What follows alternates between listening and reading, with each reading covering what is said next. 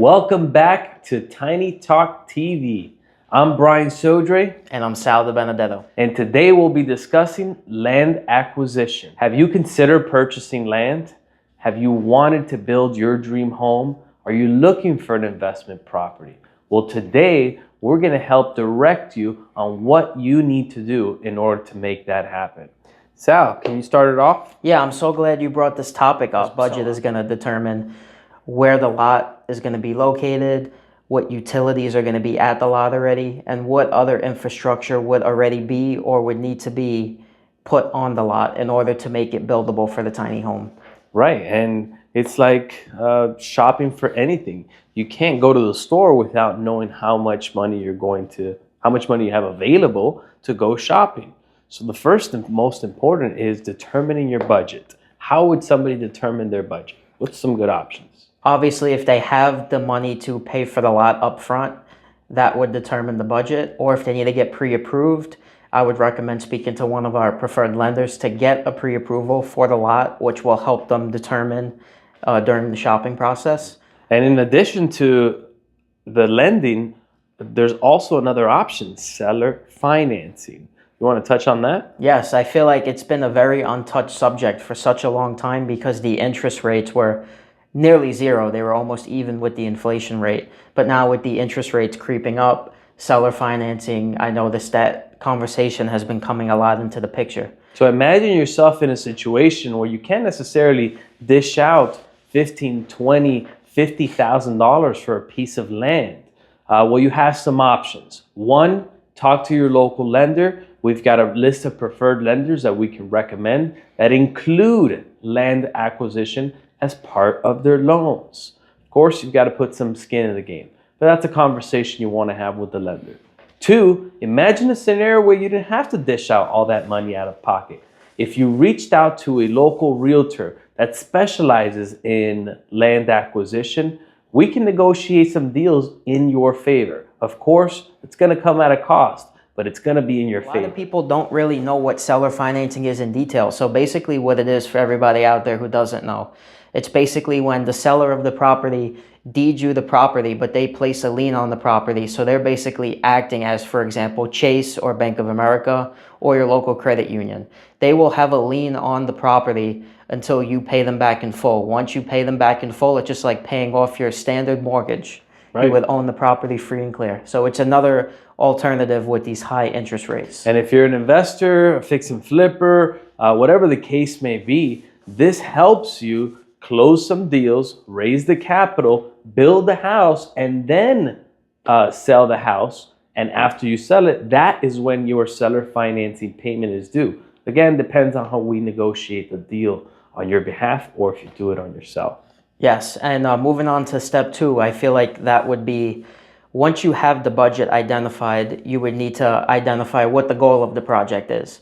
So finding the goal of the project could be sitting down and just taking a moment to observe your current lifestyle and saying, do I want to be more in the city? Do I want to be more in the suburban area? Thinking about these things will help you determine the ultimate goal. Will you have any kids living with you? Will you have any pets? That will determine. Commuting to work, commuting to daycares, commuting to schools. All these things are essential when planning for where you want to build a home. If it's an investment property, what's the tourism like? Where's the nearest airport? What kind of restaurants do you have nearby? Grocery stores, hardware stores, things of that nature. So location is everything. And that's also going to determine what type of build you have, right? So the next step would be, once you have a general area of where you would want to put up a tiny home or just a home in general, this could apply to building any home, you would want to see what that local area is zoned for, because you don't want to purchase a lot and be like, I wanted to put this home up, but there's a minimum square footage or the zoning doesn't allow for it. And now you have to change your plans. All the money, time, and effort you put into that vision you had may not even be allowed. So it's important that you consult with a land expert or a general contractor to make sure that the land that you're going to purchase allows for what you want to accomplish on it. And that all ties into building and zoning. Yes, and people who do work with us as general contractors for a tiny home or a custom home, we do offer that as a service where we could assist them in that process, guide them in the right direction, help them contact the local zoning authorities to find out this information before they close on the lot. Right, and we've even gotten reached out to by big developers. They're reaching out to us because they understand our expertise in maximizing the use of any particular land. So some people are sitting on a gold mine and they don't even know it. So it's important to dive into all this. Make sure you hire someone who knows what they're doing. That way you can make full use of your invested property, right? You can do this all yourself. We're not that special, right? But it takes a lot of learning. So if you're looking to get that off your shoulders, focus on what you're good at, hire us. We can help. Yeah, so the next step would be identifying if the lot would be potentially in the flood zone. Because with the recent hurricane we had a 15 to 20 foot surge. You don't want to buy a lot that's in the flood zone that you don't know about until there is another catastrophe potentially.